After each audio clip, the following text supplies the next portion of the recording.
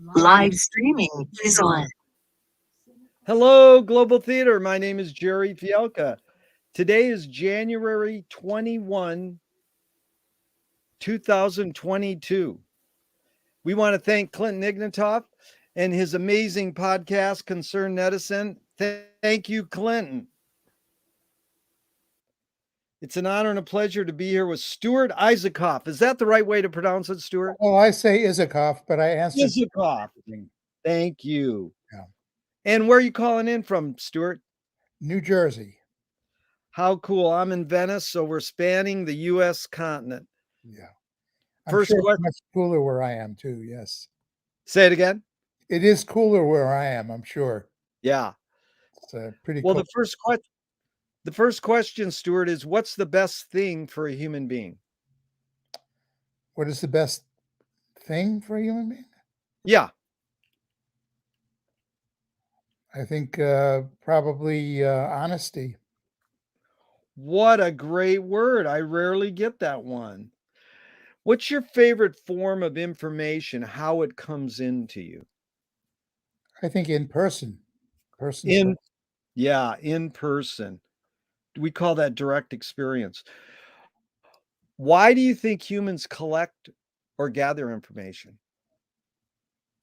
I think in order to figure out who they are and where they stand in the world, probably. Yeah.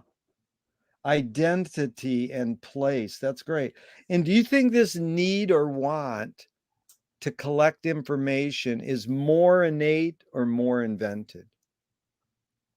Oh, I think there's an innate uh, character to it because we're born into the world and we need to establish who we are. So that part is innate. And Yeah. then what we select from that information, that's probably cultivated. Cultivated. I love these verbs, select and cultivate. These are things we'll definitely get into.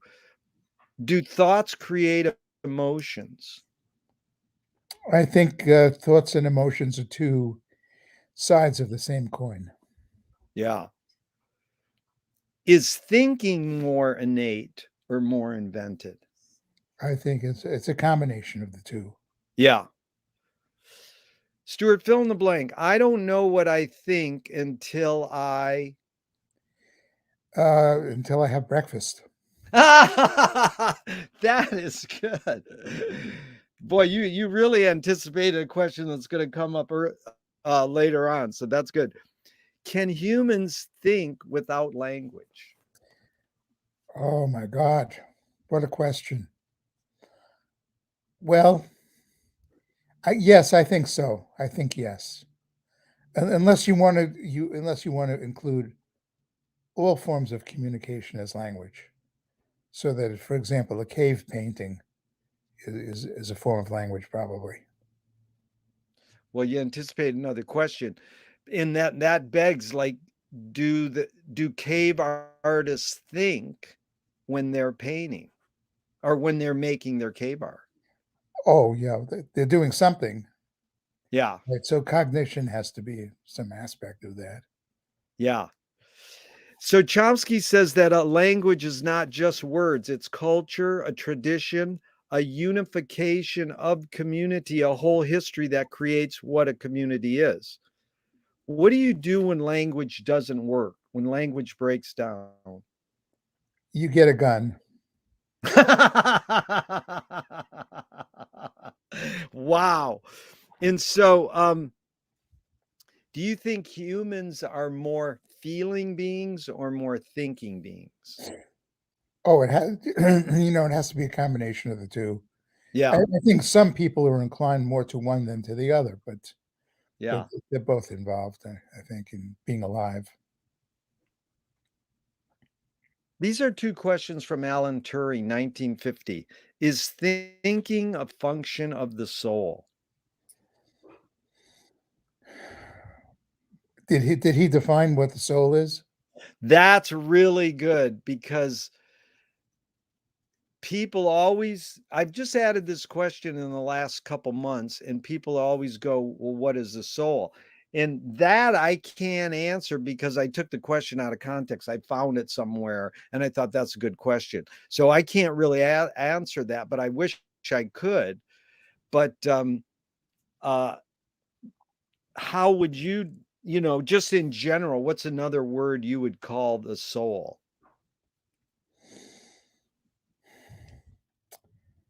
I think the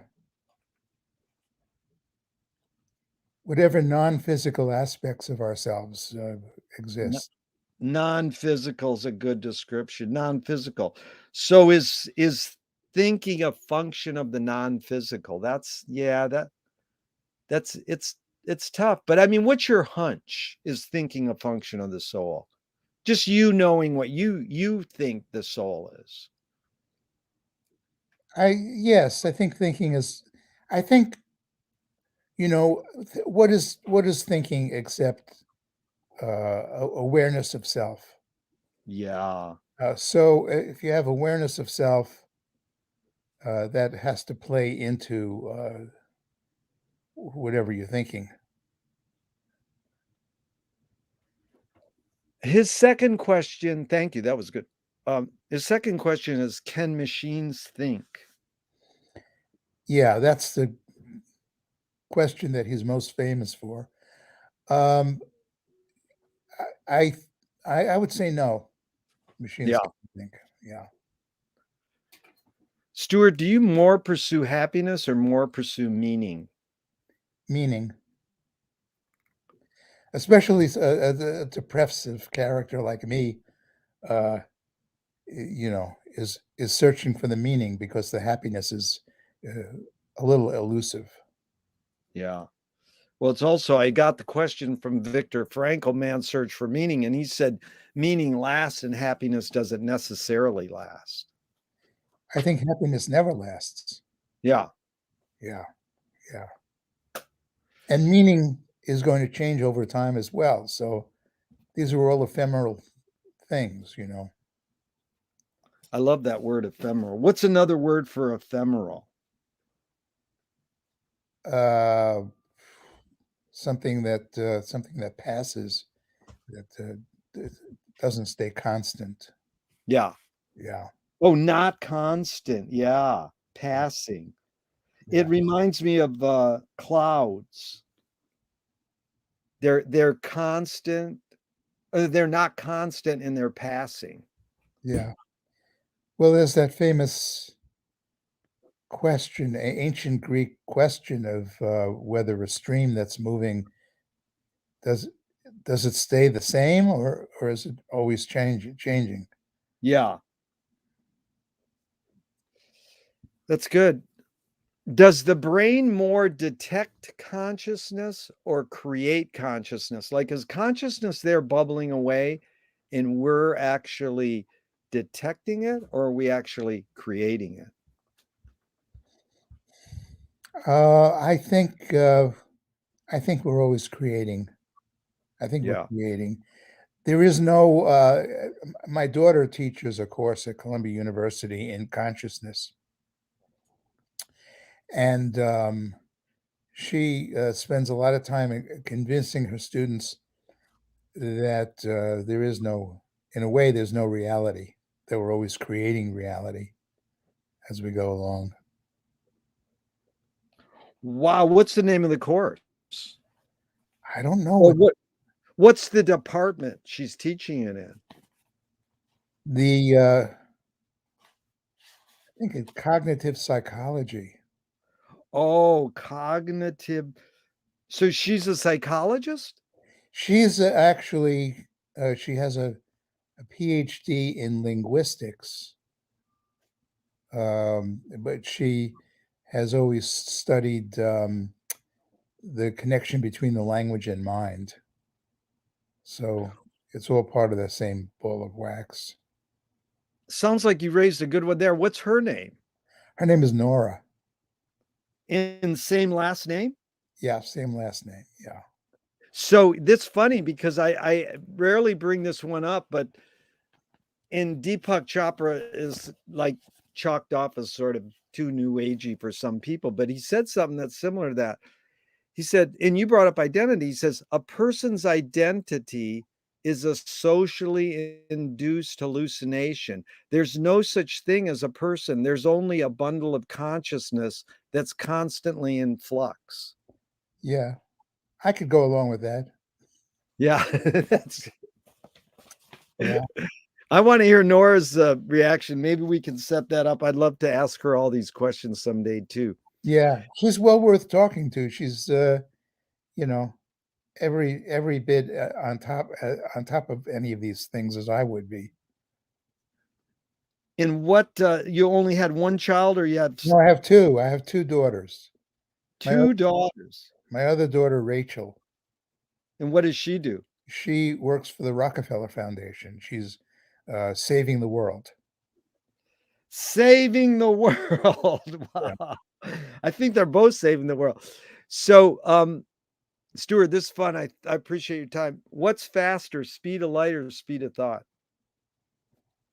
I think speed of light is faster. It's my guess. You So can't. 186,000 miles per second. That's Is that what it is? I think so. Wow. Pretty fast.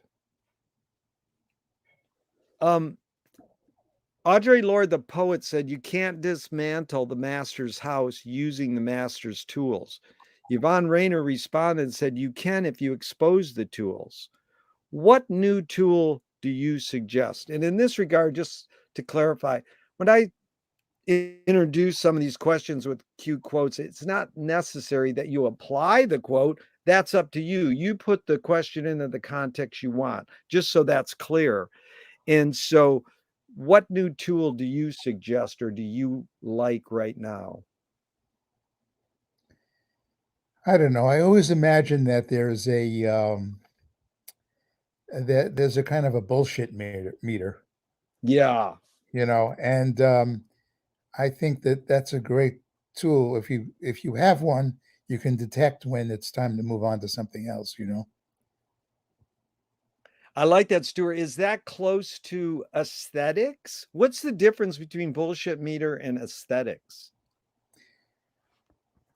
Well, maybe in aesthetics is the appreciation of things like bullshit meters. Gotcha. What new toy do you suggest?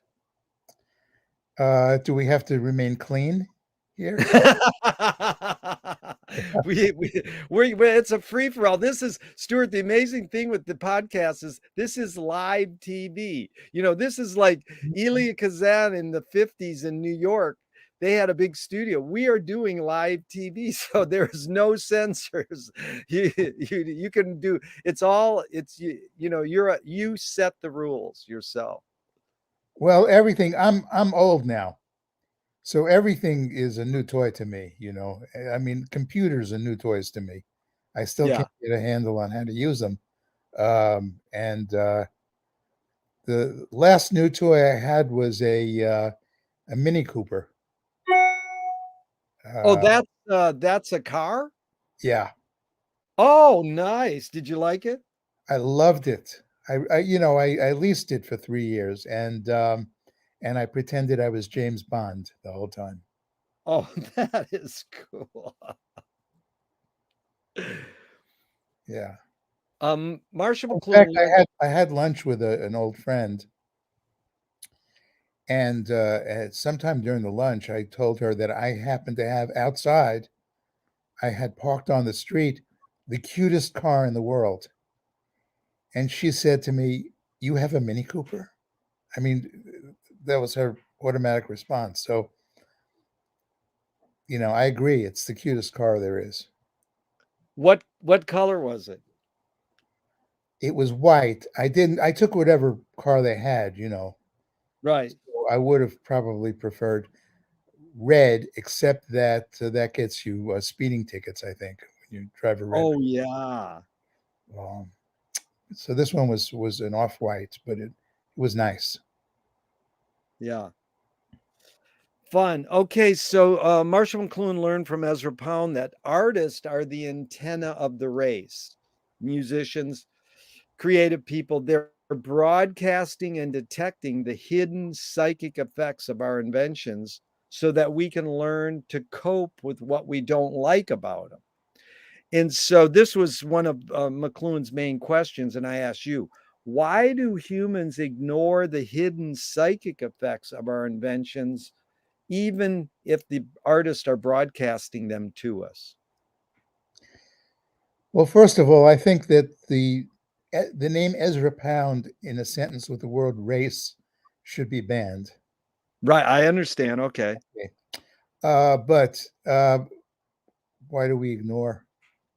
Why do we ignore responsibility in general? We don't like to take responsibility for anything, especially for the damage we do to the planet and so on. So I don't know. I think we choose what we want because it boosts our egos, and we ignore other things.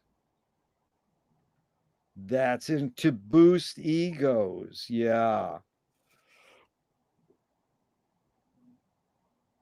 Do artists have a moral obligation? Yes, Yeah. I think that can be seen in a lot of different ways. I mean, John Gardner wrote a book called On Moral Fiction, and it wasn't to suggest that the characters in his novels all have to be moral people, but that in the act of writing, that being truthful, being real and truthful, that was what morality was for a writer. So I think the same may apply to, say, a composer. That when you're when you're just screwing around and not being serious, then you're being immoral in a way. That morality lies in being honest uh,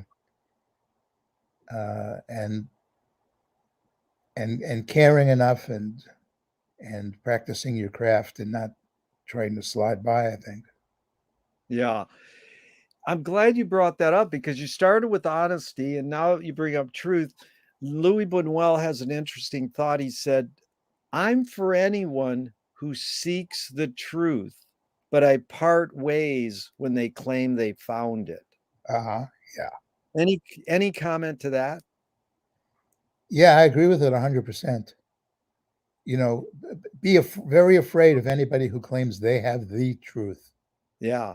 You know, but at the same time, to say that it's not important to seek the truth, that's pretty destructive. So And it also begs this the cliche that's turned into an archetype is the journey is more important than the destination. Why do we need to name a destination or seek a destination if the journey is more important? well, you have to have a goal. I mean, otherwise you're just drifting around aimlessly, right? So there has to be, and a goal is another way for saying destination. So I think you have to be pointed in a certain direction. But you have to be open to the idea that maybe you haven't found the goal. Yeah. That you need to search more. Yeah. Stuart, are you more afraid of old ideas or new ideas? I think I'm afraid of everything. Oh, that is wow. Yeah, because what brought us together was John Cage in your brilliant article in the Wall Street Journal on him.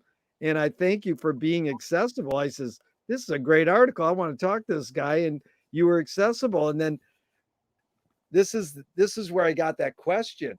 Cage said, I can't understand why people are afraid of new ideas. I'm afraid of the old ones. Yeah, I'm afraid of everything, and you think that by this time in my life, I wouldn't be so afraid anymore, but, I mean, I was even afraid of coming on with you, today, so, do the best I can, that's all. Oh, you're doing marvelous. I appreciate this. I've learned a lot. But I'm curious, it's almost like you're doing this thing that I learned from McLuhan is it's like almost suspended judgment. Are you making a value judgment on fear? You're saying fear exists and I'm going to process this, or you're saying I don't like to be afraid, or I like being afraid. I mean, Well, I guess being afraid is being alive in a way, you know? So yeah. I like the being alive part, and the rest of it, you have to just do the best you can in the face of the odds. I have a book coming out at the end of May, so I'm already feeling fear about what the critics are gonna say. What's the title of that book? Musical Revolutions. And what's the number? How many books have what you've written several books? Which number is this? This is number 4 for Alfred Knopf, who is my publisher. Nice. Yeah. Congratulations. I look forward to it. Now, Stuart, it also evoked this quote I learned from Coleman Hawkins. I think he said it years ago. He says, making mistakes means you're trying. Well, that's a good attitude. Yeah. I mean, and if you don't make mistakes, for sure you're not trying. Yeah. Yeah. Can you conjure up your earliest memory ever or one of them? I remember trying to learn to walk, Wow. and having difficulty doing it. I was kind of waddling like a duck, and, I was probably around 2, I think, and I remember being encouraged by my relatives to make it across the room, and,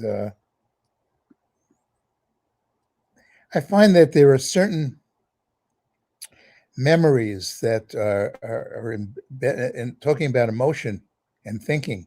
There's certain memories that had such strong emotional content that they were easy to recall. So, and that's one of them for me. I missed the verb. They're easy to recall or Recall, quell. yes, recall. Recall, yeah. Yeah, yeah. Is memory more a curse or more a blessing? I think probably more a curse. I think probably. Wow. Can you tell me, Of course, I please? could if I needed to, I could probably get rid of some of them. Just You hit the delete button. It's like I keep hitting delete and I'm still here. yeah. Well, But I but need a little help through drugs or something to get rid of them, probably. well, I'll tell you, Stuart, it's very interesting. I've asked this question for 30 years, and 80% of people, even 90, go, well, memory's a blessing, of course. But then a lot of times they go, well, I guess it could be a curse. But it's funny because like this guy from Canada 2 days ago, great uh, filmmaker, he goes, it's a curse. Like he was just like, yes, it is like live here, be here now. Why live in the past? But I'm not, I like, I'm just sort of, we're just playing here. It's not like I'm holding you to anything. I I asked my mother, like, can I interview you? She goes, yeah, but everything I say today, I might say differently tomorrow. I says, that's all right. I'm like not holding you to this. Right, right, right, right. So tell me someone, please, within your immediate family and then outside your immediate family who had an impact on you, was like a role model. And just briefly, what specifically did you get from them? Well, I guess from my mother, I got the idea of, unquestioned love, um, although it could be smothering at times in her case, but, that's something that when you've experienced it and you carry it with you, that it really gives you a certain positive inclination toward, possibilities in the world. And another role model, I don't know. I mean, from my father, I got this is traditional male female roles I'm talking about here, I guess. But from my father, I got the idea of sticking to it and uh, making your way in the world despite obstacles. My Is father that was blown up in World War II in the South Pacific and spent a year and a half in the hospital, and came out with all kinds of physical damage. And he didn't let it stop him. He just came out and he went to work and made a life for himself and got married and had a family. wow. Is that work ethic? Is what you got from him as a work ethic? Yeah, maybe, Yeah. maybe I do. Although I'm a lazy bum in many ways. So, and he wasn't. Well, I don't think so. I mean, writing 4 books, writing for the Wall Street Journal, all these things. I mean, I watch you talk on NPR. I listen to your NPR. You're really, a great teacher of what music is. Thank you. So I don't, but I think what you're doing is saying you're being humble, but also it's good to be a lazy bum. I mean, if you all you do is, I mean, didn't our parents work a little too hard, or did they like, let's chill out and relax a little, you know? Yeah, I think they worked a little too hard. Yeah. Yeah, And my parents didn't understand who I was because I didn't fit any of the stereotypical images that they were used to. yeah, So they never got me. Um, I think they started to understand who I was when my first book came out with Knopf. It yeah, was late in the game by then. yeah. And it's interesting, Stuart, you use the word unquestioned love for your mom because I often hear it. Is it different from unconditional love? Are you saying the same thing, or are they different? No, I meant unconditional. The word didn't Yeah, come quickly to me. Yeah. yeah. No, I like that. So someone outside your immediate family who had impact on you early on. Uh, let's see. Well, my first piano teacher, Miss Mann. She was a spinster, and she came to my apartment and gave me lessons. And and I became a musician. She probably would, if she were still alive, would be shocked to learn that I became a musician because I didn't show that much promise. But I think she had an influence on me because I became a musician. I mean, Yeah, she had something to do with that. yeah. We're going to definitely get more into music, but let's carry on here. Were you raised a particular religion? Jewish. Did you ever check out, or are you still practicing? I'm semi-practicing. Of Yeah, course, I went through all of the Eastern stuff, like everybody in my generation, I guess. So, um, Buddhism, and I guess for a long time, and maybe even still, I'm what's known as a Jew Bood, yeah. uh, and um, and I studied Tai Chi for 40 years. Wow. So, in some ways, I'm very attracted to Taoism. And of course, I found, because it's always possible to find this, I found great Jewish thinkers who were very influenced by the East, like Yeah. Martin Luther. Oh, yeah. Well, there you go. That's beautiful. So, So, yeah, do you pray? I do. If God exists, what would you like God to say to you after you die? Uh, I have the number of this beautiful blonde for you. It's written down on this paper. That is a good answer. And and she'll take you to the greatest party you've ever seen. That is a great answer. I've got yeah, sorry, I follow up with this. Do evil people exist, or does evil use people as a vehicle? I think evil people exist, yes. I think Yeah. there's some people who just are. This question, funny you brought up Eastern thought. This question is basically, how do you advise someone to deal with an enemy? But I'm going to say a couple modern thinkers' thoughts, and the first one is Alan Watts. If you acknowledge your enemy, you empower them.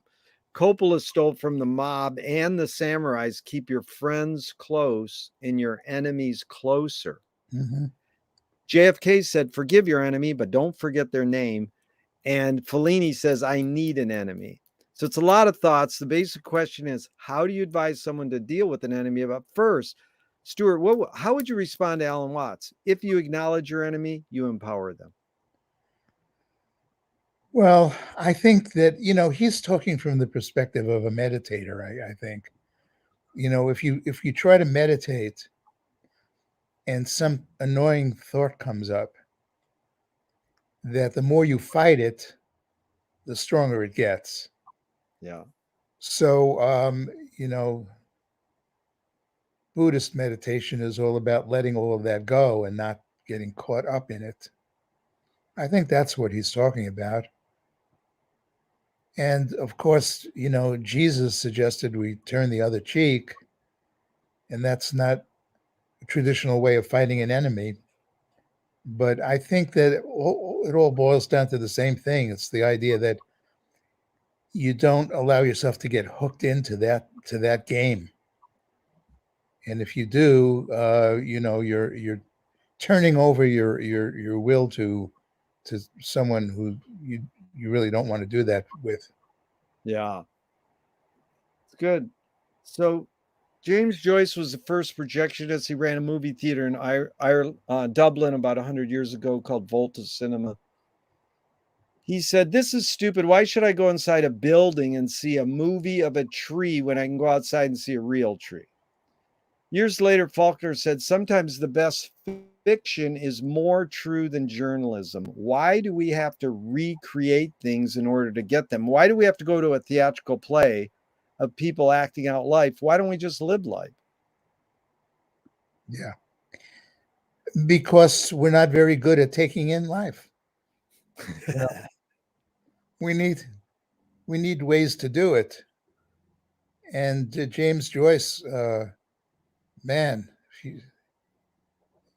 his writing reflects a person who's really stuck in many ways. So uh, I think maybe by watching a movie or by writing, we purge ourselves of the stuckness sometimes, but not necessarily, not always.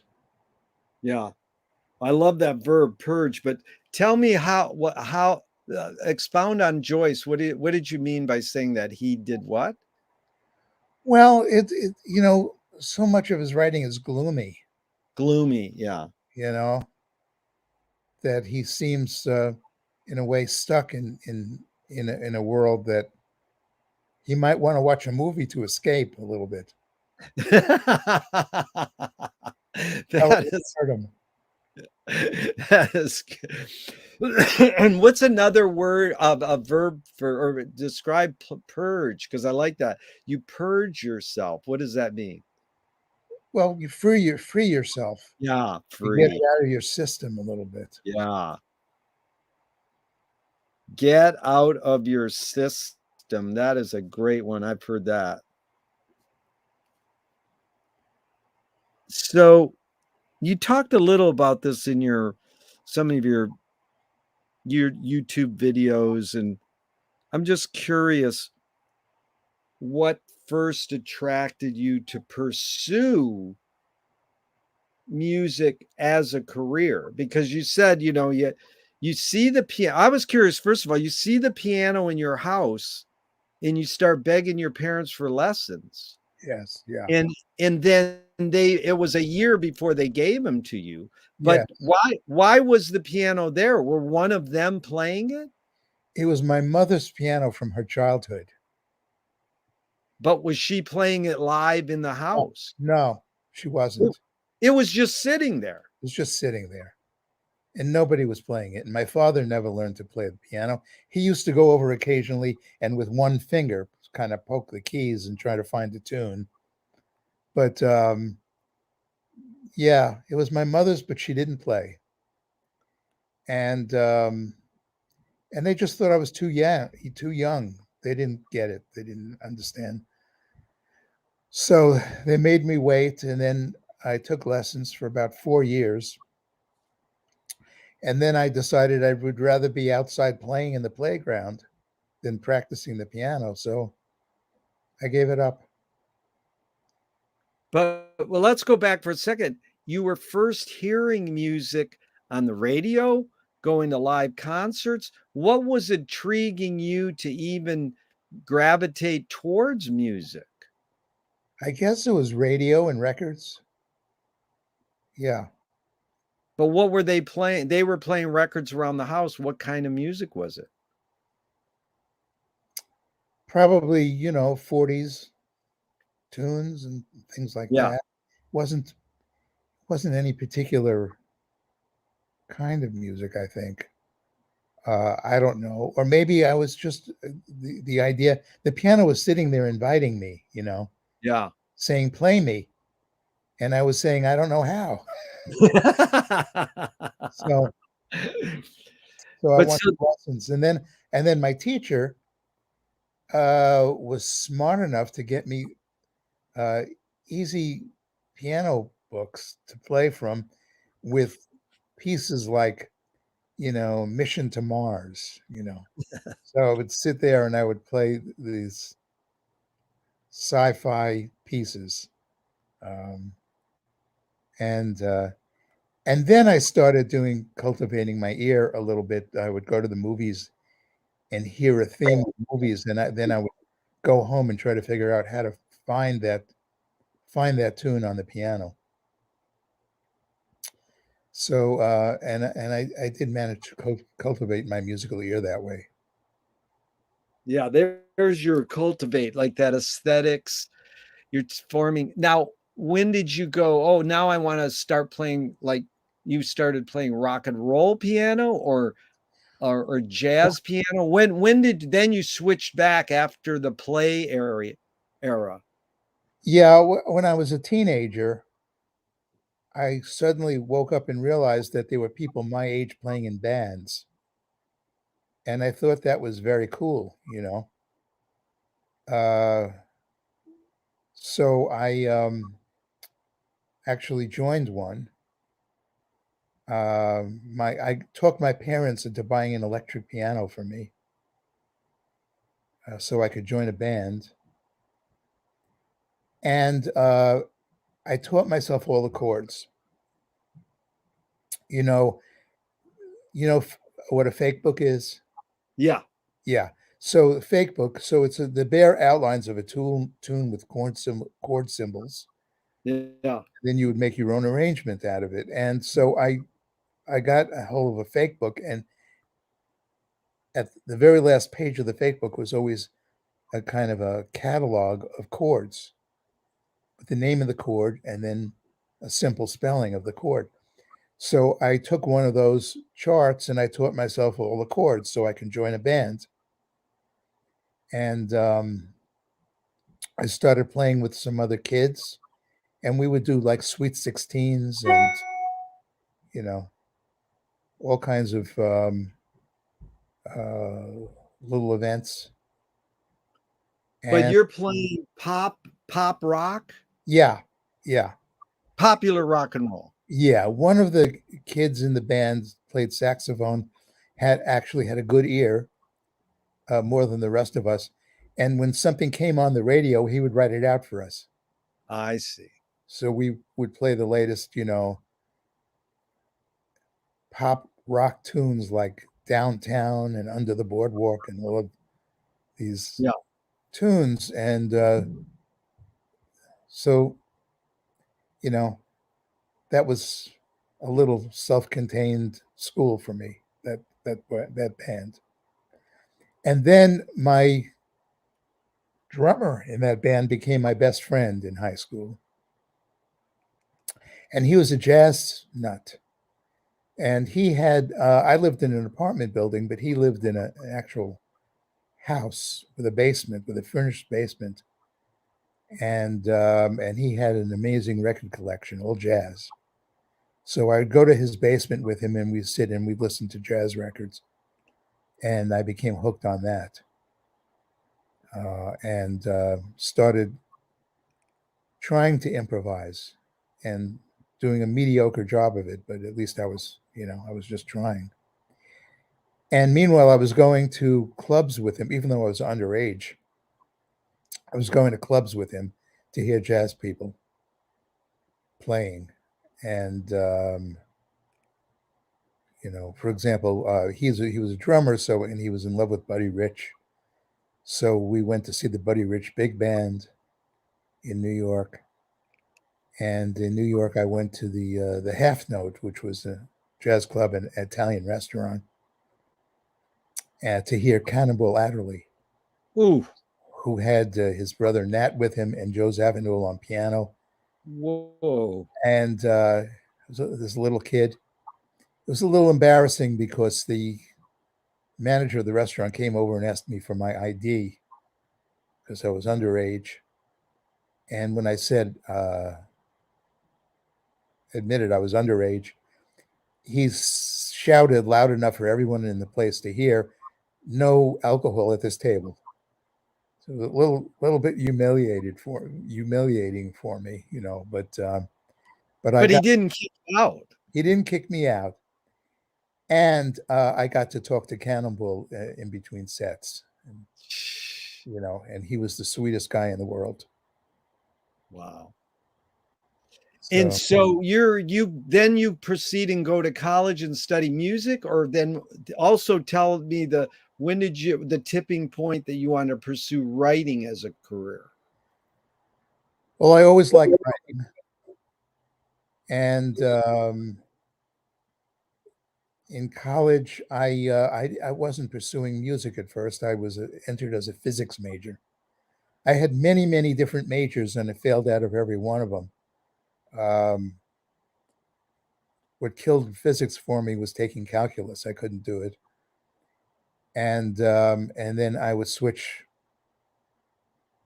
just about every term. I would switch majors somehow, looking for something. But meanwhile, I took music courses at the same time, and started to get a music education. And I used to go with my friend every Monday night to the Village Vanguard in New York, where the Thad Jones Mel Lewis big band was playing. And it was Monday night because that's the night that musicians had off. So all the best musicians in town got together at the Vanguard on Monday nights and played in this amazing big band. And their piano player for that band was a guy named Roland Hanna, also known as Sir Roland Hanna, because he was knighted by the country of Liberia for his charity work. And I was in the Vanguard one night, and they had this kind of dark back part of the place where I was always afraid I'd stumble on somebody with a needle in their arm. And I made my way back there, and I found Roland, and I said, "Mr. Hanna, I want to find a jazz teacher. Can you help me find somebody?" And he said, "Well, here's my phone number and address. Give me a call." And that was it. And I started studying with him. How many years did you study with them? I'd say like from the age of around 18 on and off for decades. Wow. And Because so I would always go back to him when I felt, oh, well, I need a little more instruction, So, Stuart, are you writing lyrics or songs or just covering them? Because you already indicated you were learning how to improvise. So that's like writing on the spot, but just any Yeah, notion. I compose, Yeah. and I did compose back then too. I Yeah. composed. Not with lyrics, just the music. Yeah. Yeah. And So, yeah. so Stanley Kubrick, or no, excuse me, a screenwriting teacher told me a great film or great art is when you can clearly see the intention of the maker. Kubrick says the opposite. Great film or great art is when you can clearly not see the intention of the maker. What role does intention play in your creative process? I think it's the main spur of everything I do. I have to have an intention to do something. And for example, just studying the music of composers I like without a purpose to it wouldn't be very satisfying to me. So when I come across a composer who I really love, then I have to study that music and find out what it is that makes it work. And then it influences my own composing. So, for example, the French composer Olivier Messiaen, uh, very influential for me. And when I first heard his music, I couldn't. It was like from another world. I couldn't believe it. So it was important that I find out what it was made of, how to do it. And I found a lot of similarities between his work and someone like Wayne Shorter, for example. Yeah. So there's this sense of mystery and of working from modes and things like that. So it's the intention was there from the start you know to Yeah. make art out of that stuff. Yeah. But I'm glad you brought up that word mystery because the poet Auden said the mystery of art is that we don't know if it activates or pacifies us. Uh huh. So, what's the function of music? Well, it has a lot of different functions. I mean, for me, now I have to start to get religious on you. Okay, for me, uh, music is the in a way the word of God. Yeah. It's it's it's the one thing that makes sense for me out of the universe, and other people have felt that way too. I mentioned Martin Buber before. Yes. Buber talked in his autobiographical stuff about being at a low point in his life when he actually considered suicide. And why didn't he? He said he heard Bach, and it changed everything. Yeah. That's beautiful. I want to go back to again the intention question. I usually follow that up with Duchamp said there's no art without an audience. When you're creating, composing your piece of music or writing your book or your article, how much are you thinking of your audience or your reader? Well, if I'm writing an article, I'm thinking about the audience because I have to. I know that I'm reaching a particular group, or I'm trying to reach a particular group, so I have to write for them. It's part of my job. It's like being a teacher and knowing that if you talk on a level that your student can't comprehend, it's not going to do anybody any good. So the audience is in my mind, but more important is what my purpose is. The purpose is not to please an audience. The purpose is to achieve something artistically. So it's not like I'm selling my soul if for the sake of reaching the audience. It's just a consideration I have in mind. Yeah, that's funny because also we had, you were kind enough to call me after I reached out to you, and we had the discussion about Frank Zappa, and Zappa says, "In order to be in the music business, you have to sell your cock and your balls."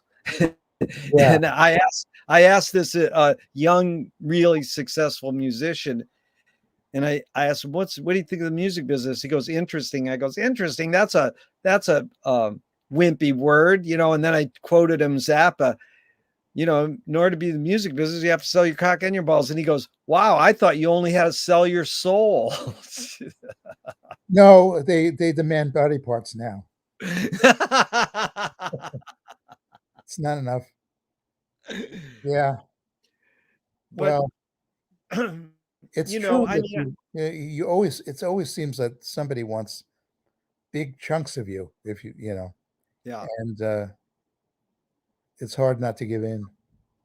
But just going back to Frank, I was curious because he would go, "I only write this music for myself. If other people like it, great." And I'm like, yeah, to myself, I'd say that's romanticizing your process, Frank, because if you hit these notes and say these words, it will sell or Mhm. hopefully sell, and then you'll invest it into making more music.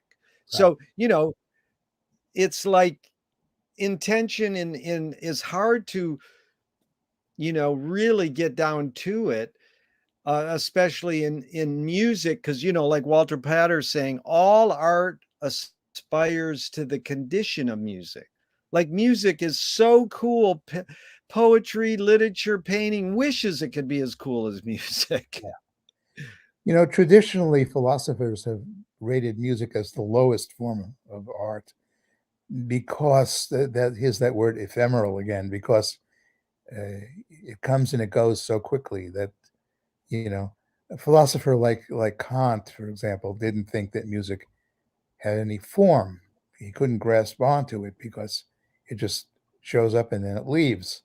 Yeah. But that was Kant's problem. I mean, it's not music's problem. So uh, so he didn't rate it highly. But on the other hand, I mean, to me, music is everything. It's Yeah. everything. In Stravinsky gave those lectures on there's no meaning in music, right? Yeah, Stravinsky probably first of all probably didn't even write that himself. Yeah. And he was not a deep thinker. He was a great composer, but he was not a deep thinker. Yeah. I think he thought most deeply about women with big breasts. Uh, So, staying on music for a few minutes here. This is really fun. And again, I really appreciate it. Uh, there's my friend calls it the three T's of music: taste, technique, and theory. So, technique, and Dave Liebman, interesting, says head, hand, and heart. So, technique is your hand. You can learn how to do it. Theory is your head. You can know what you're doing. mhm. How does one acquire taste in music? Well, that's a good question because so few people have it.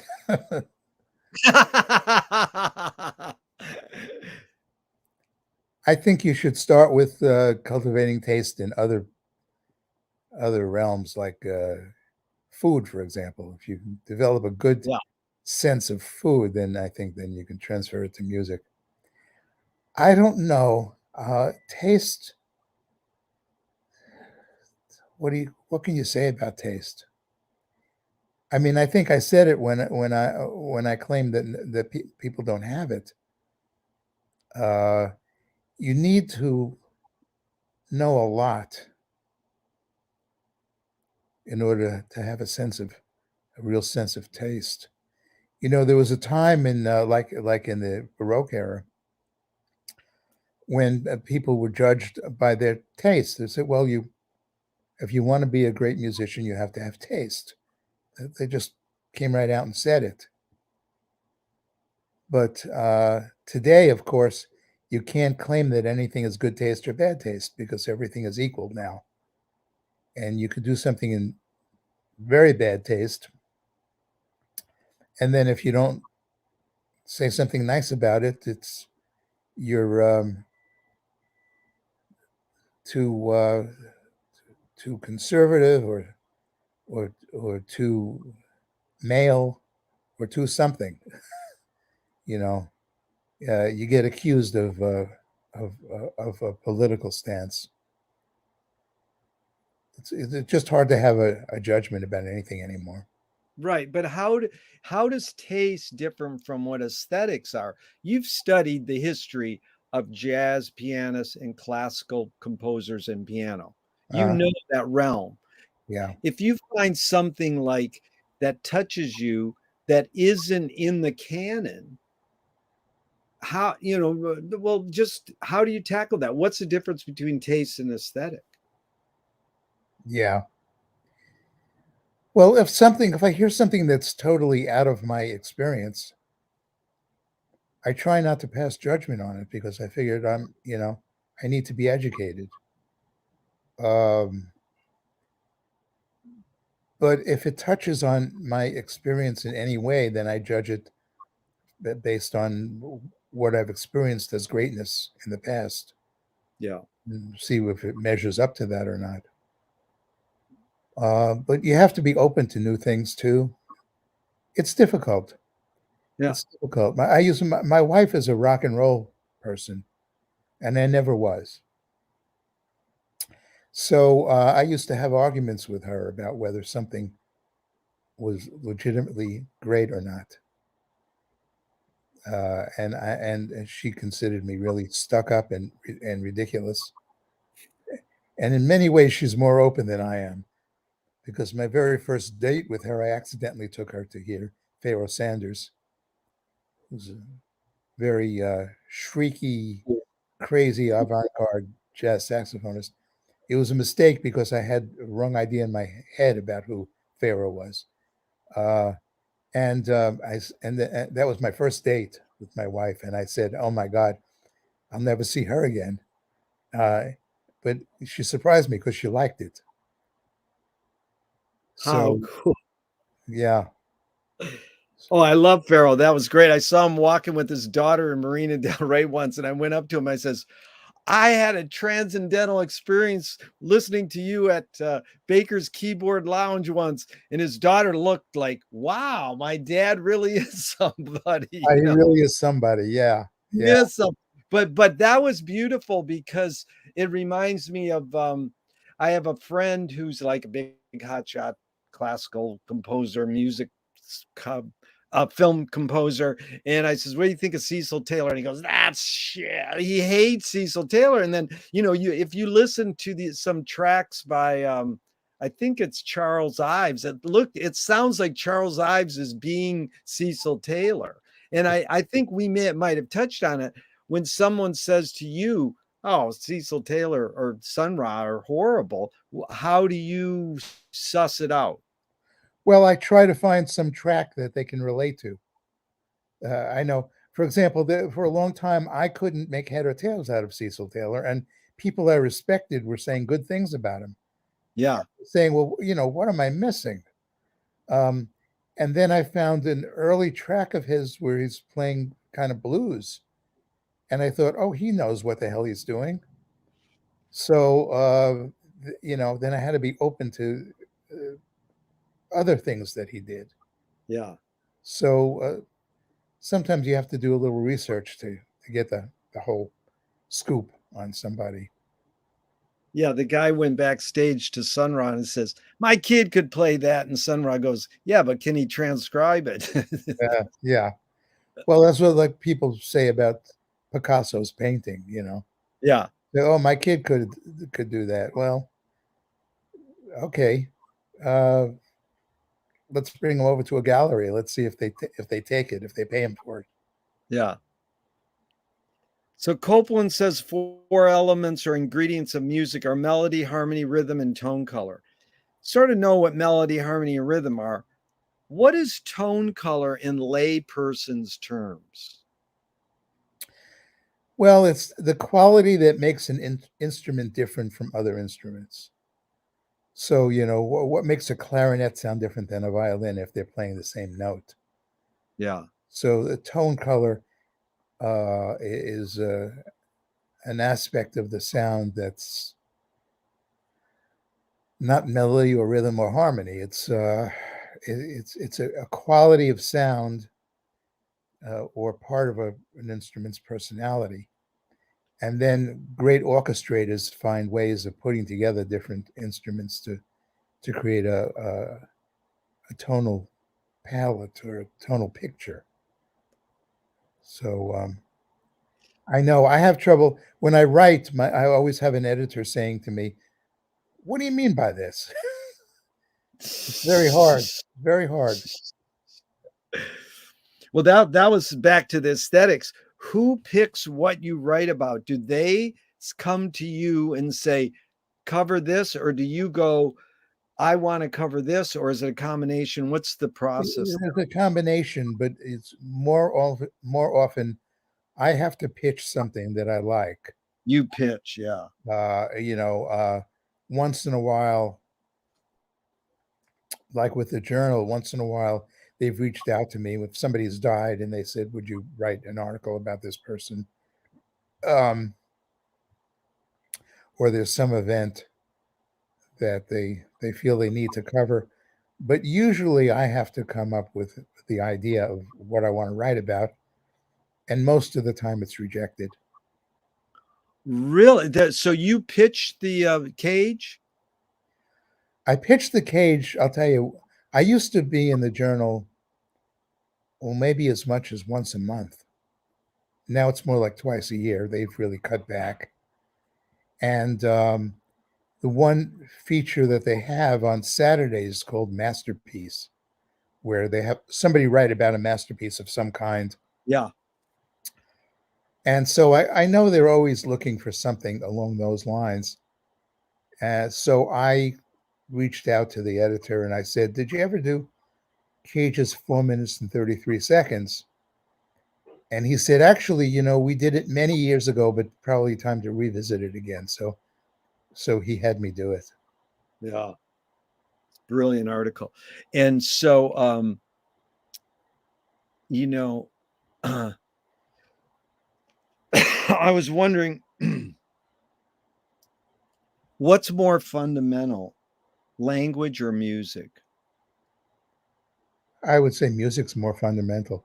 I Yeah. think there's evidence that even in prehistoric times that they had musical instruments.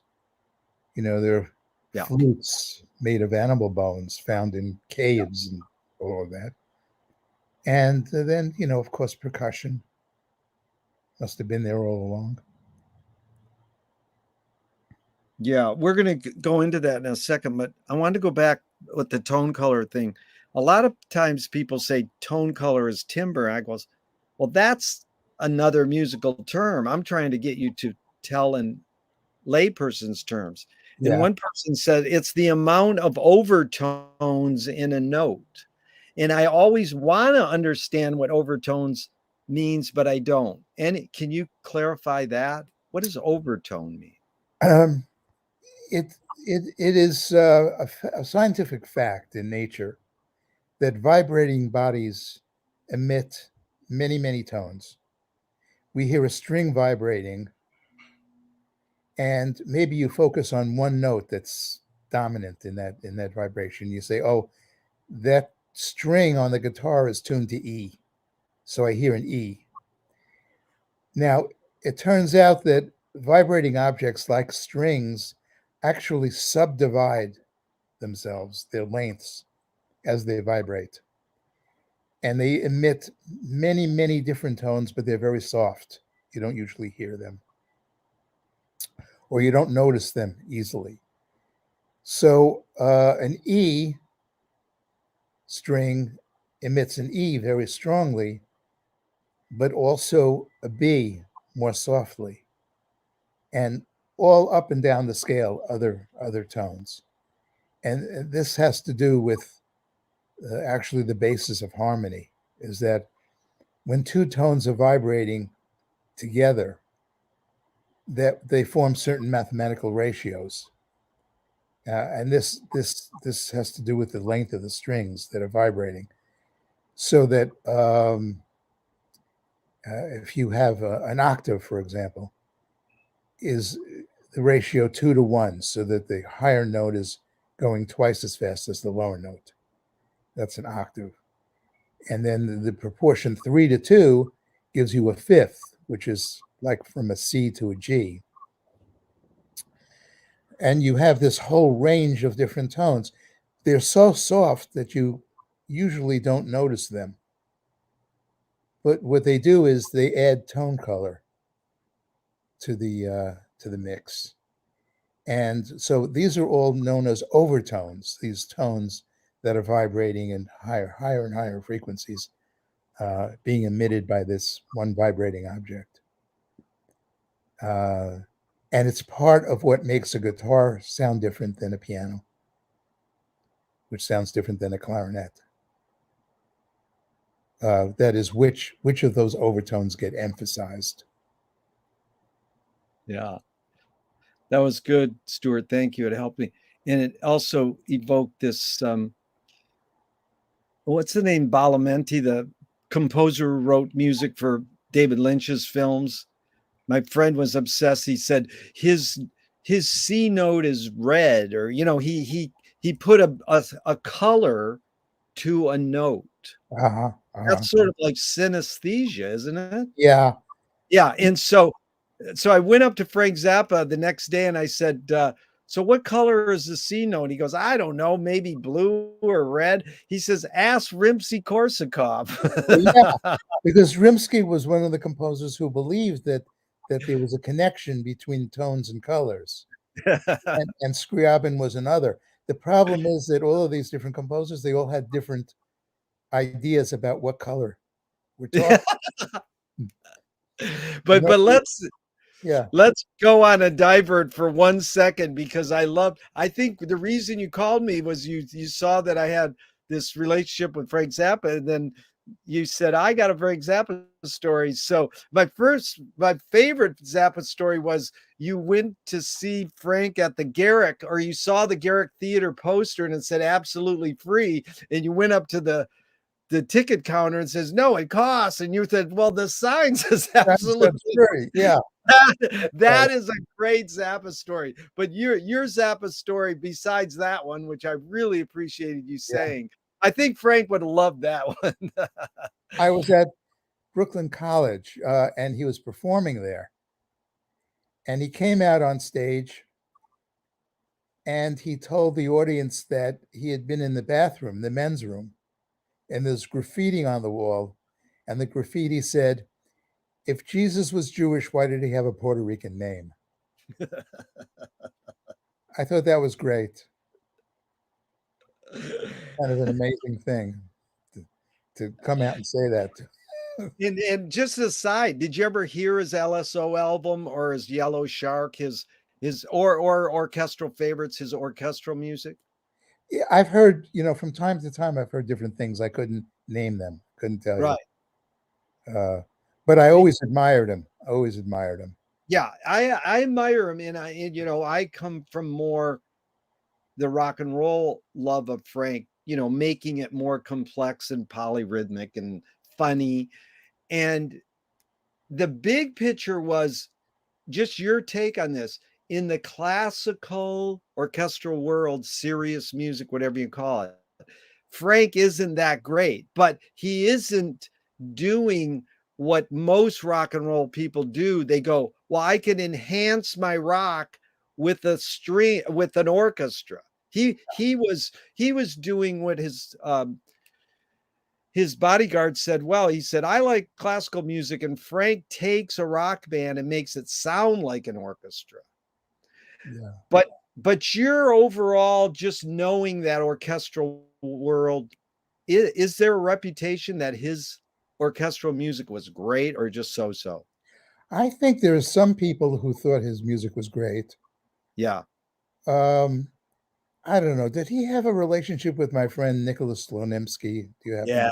Yes, yes, he's in Nicholas Slonimsky's book. Yeah. Oh, So he yeah. he was a good friend of mine up until the age of 101, Slonimsky. But um, and in fact, I'm still friends with the woman who was his assistant back when, uh, Yeah. Laura Kuhn, who's the head of the John Cage Trust today.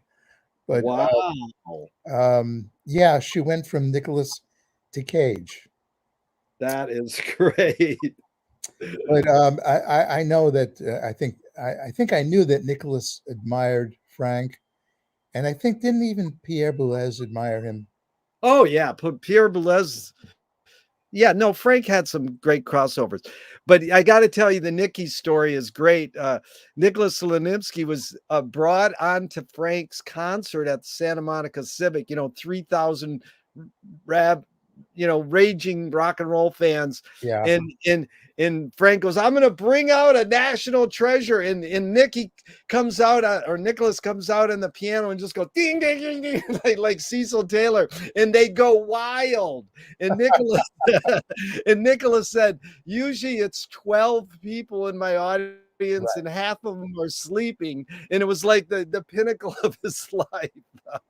Did I tell the story of his book, The Source of Scales and Melodic Patterns?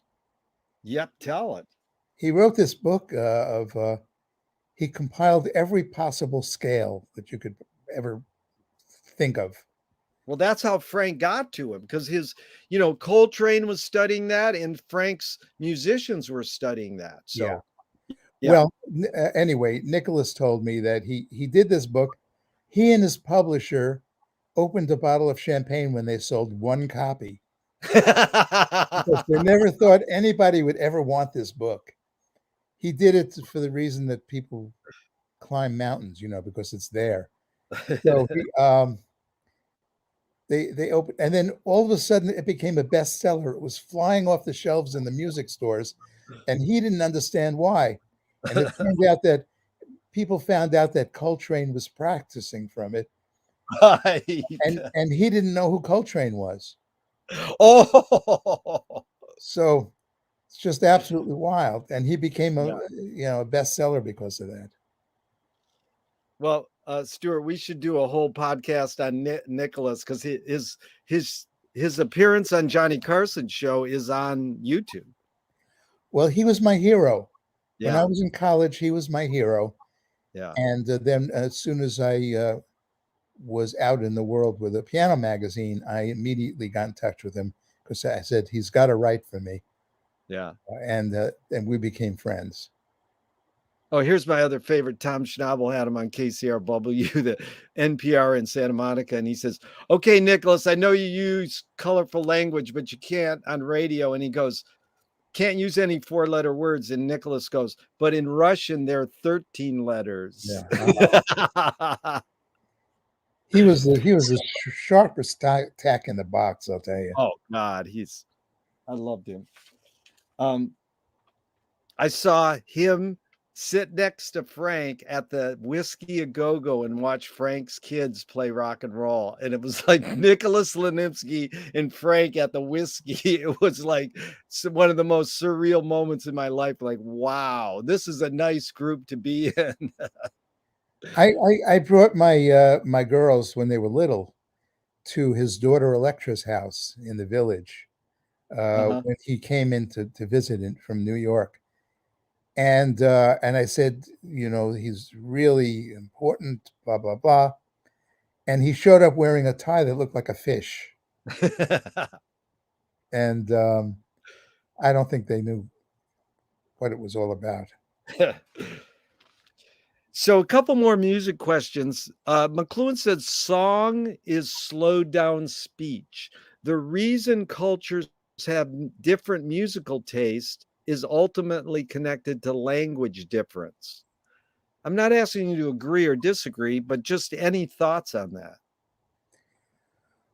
Well, there have been huge fights in the classical world, national fights over what language is best suited to music. So, for example, there's Italian and French uh, advocates of opera who fought over whether French could ever be used for opera or if the language just wasn't suited to it. And uh, that to me says that there are some connections between um, music, even without lyrics. That there's music and national languages. So I haven't studied it enough, really. Can you tell me an instrumental that makes you laugh? Oh yeah, there's a piece by Telemann. I love some of these examples because you think of Telemann, who was a Baroque composer, and many people would regard as basically boring. There are many examples like this. Who wrote an orchestra piece that's a dialogue between frogs and crows, and it sounds like the most avant-garde piece you've ever heard. And probably most people just don't even know about it. Now, So how do you spell Telemann? Telemann. Oh, I am going to look that up. I am so excited. Try to check out the dialogue of the frogs and the crows. Um, yeah, he was uh, godfather to Bach's children, and he was the first church when Bach wanted to get a job in Leipzig. The town council interviewed many people, and he was their third choice. Telemann was their first choice, and a guy named Graupner that nobody thinks about or talks about today was the second choice. And then they finally said, "Well, if we can't get the best, we'll have to suffer with somebody who's mediocre." So they hired Bach.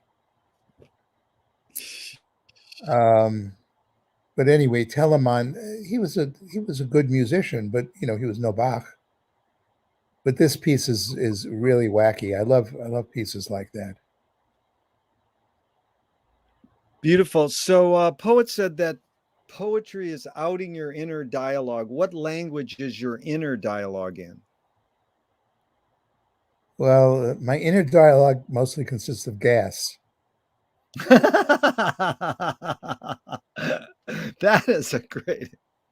You mean the stuff that happens when your digestive system is working. Yes, yeah. That's the great character actor Timothy Carey. He said, "Live long, live healthier. Let thy arse make wind." Uh-huh. Yes. Well, I believe in that firmly. That was good. I love that inner dialogue. Um, so what's more important, conviction or compromise? Oh, conviction has got to be more important.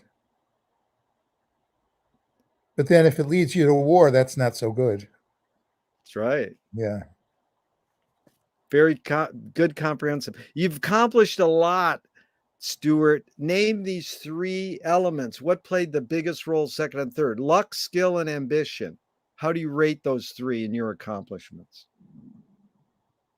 I think, oh my God. How do I rate that? Luck is a big part of it. I would say luck, luck, and luck. And then the other two, the other two taking, fourth and fifth place, I guess. That is so well put. I love that. Luck, luck, and luck. Hey, this is fun. So, couple film people I've studied say their mantras: ignore yourself. Jonas Meek is right there in New York City. He would say there is no self-expression. And Cecil Taylor, in fact, says, I'm just a vehicle and this stuff just comes through me. I know it's both and it depends, but what's your inclination? Is art making, music making more self-expression or more your vehicle for whatever dominant technology or culture is present? I'd say it's self-expression, but that can also lead to uh, sort of just, going overboard with navel gazing or thinking that you know, Yeah. your ideas are so precious. You have to be careful about that. But it's got to be self-expression. You mentioned Stravinsky saying that it's not, but even he didn't really believe that it's not. Yeah. Can art making, music making be egoless? I'm gonna be a little controversial here and say no. I mean, But there why do you think that's controversial? because there are plenty of people who aim to be egoless, and they think that's the highest form of art to be egoless. Who's an example you would say? Well, Cage would be one example, I see. Okay. Yeah. Okay. but you know, I think it's more important. Anybody who thinks they're not expressing uh, their personality when they're working is mistaken, Yeah. and I think usually on the wrong track. You have to. People talk about how, oh, I heard so and so play Bach, and all you heard was Bach. There was no ego involved, and then I know somebody who said that about Glenn Gould, and in fact, the producer of the films about Gould said it to me on a panel, and I said, all I could hear when he plays Bach is Gould. I could hardly even hear Bach because it's so much a personal statement he's making when he plays. Yeah. So I think there's a lot of mistaken ideas about this stuff. Well put. Was Freud right? Freud was always right.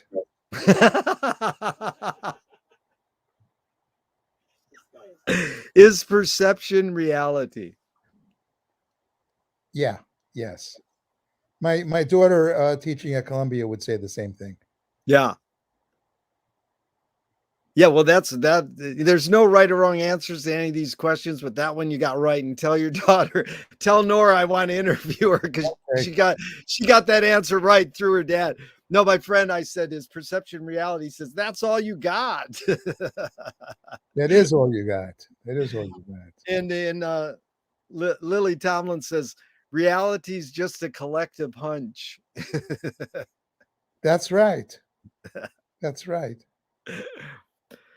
Lewis Carroll said, I believe as many as 6 impossible things before breakfast.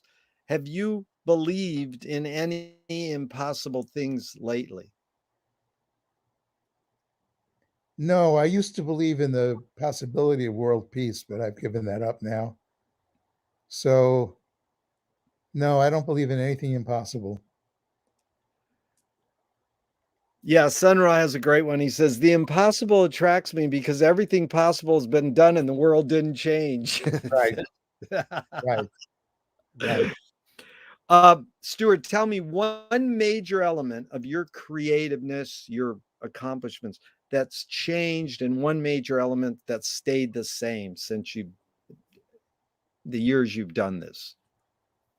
Well, what stayed the same, I think, is my willingness to, uh, buck the trends and just follow where my nose leads me and not be too afraid. And what's changed is I think I increasingly realize my own limitations. That's a perfect lead into this. Moshe Feldenkrais works with healing and movement.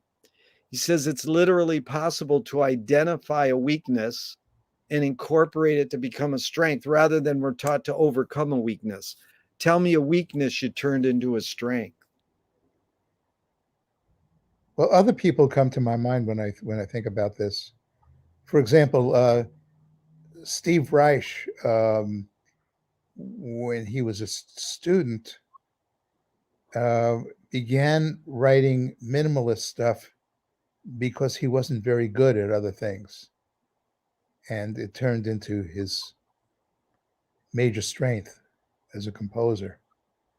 So, as for me, well, the thing is, I was always too much of a coward to try to have a career in music when I was younger. I didn't want to take the risk. Um, and so because of that, I ended up pursuing other paths, philosophy and physics and writing and all kinds of other things. So in a way, it became my strength because who I am today is because I've pursued all these other things. But I did it because I wasn't willing to risk trying to be a pianist, let's say, for example. Yeah. Yeah. But I think we talked, you still enjoy playing jazz. Yeah, I Yeah. do. But Yeah. I have visions of myself doing much more musically. Yeah. What does courage mean to you now? Oh, just being honest with myself. Yeah. Wow. On what occasion do you lie? Uh, when I'm asked how old I am. Yeah. Tom Waits, on what occasion do you lie? He says, I didn't know I needed an occasion. Right, right.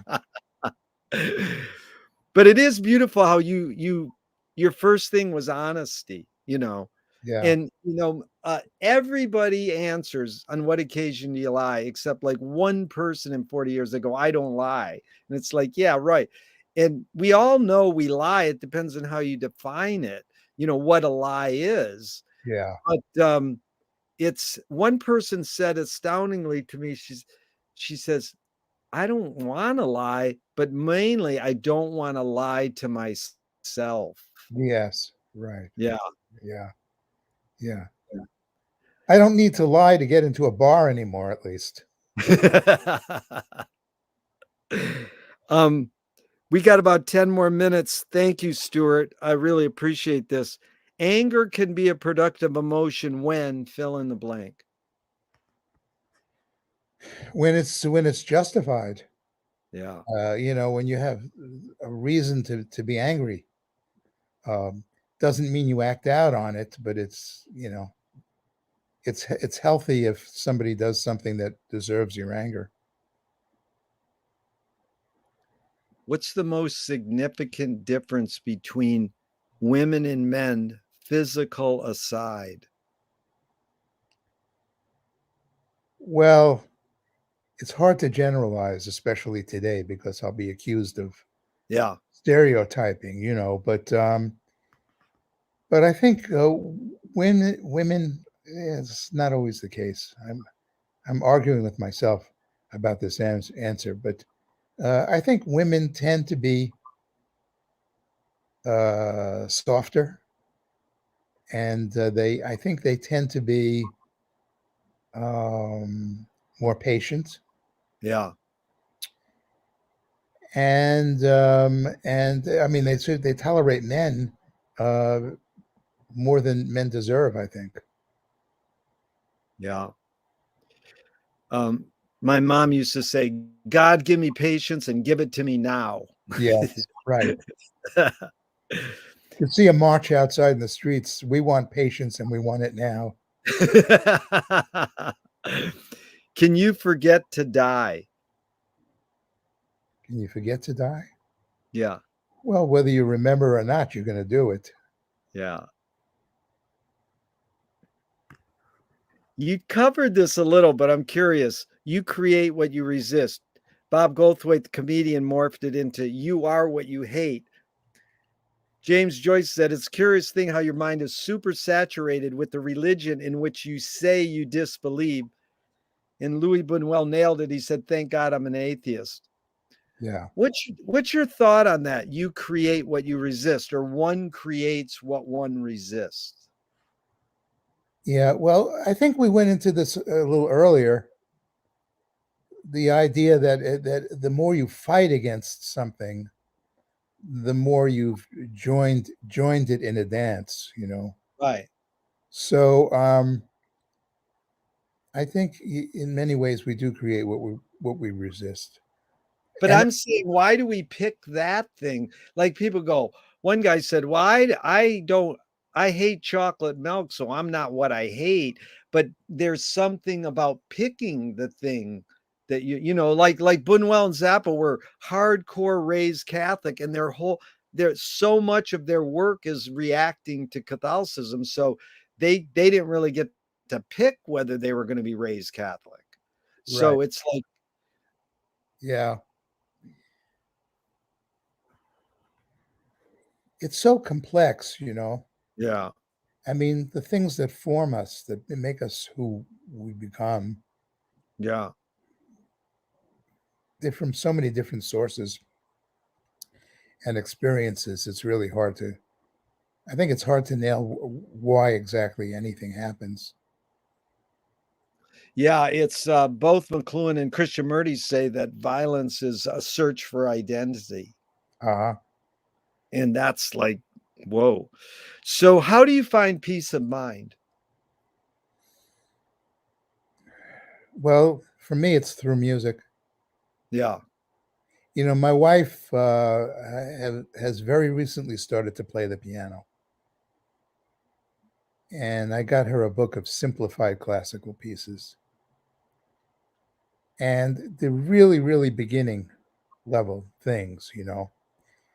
But she sits down and she's got about 5 or 6 simplified Bach pieces that she plays, and she plays every day, and she loves it. It's so meaningful to her, Yeah. and it's one note in each hand, you know, but it's just touching. That is Uh, beautiful. How many years you been together?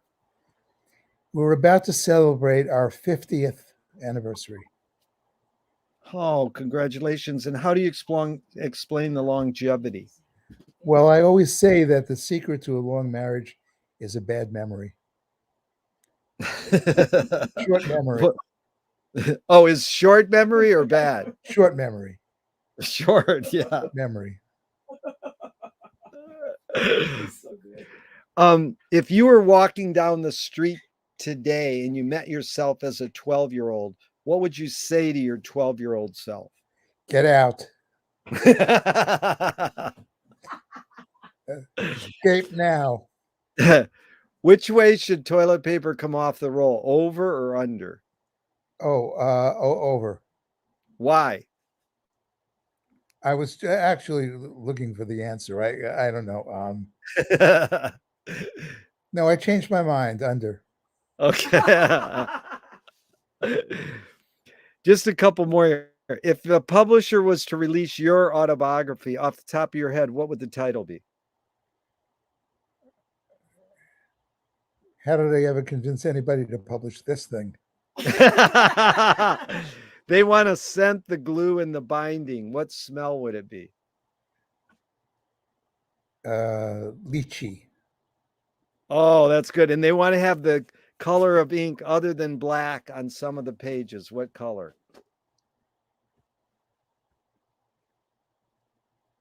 Hmm. Uh, Violet. Beautiful. If a statue was built in your honor, what would where would it be displayed and what would it be made of? It'd be displayed in the Museum of the Sexiest Men in the World. And what would it be made of? It would be made out of marzipan. Oh, how nice. Marzipan. So tell me something good you never had and you never want.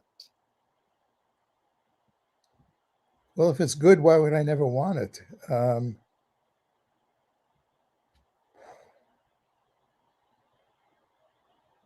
I don't know. I Yeah. mean, you know, if it's good, I want it.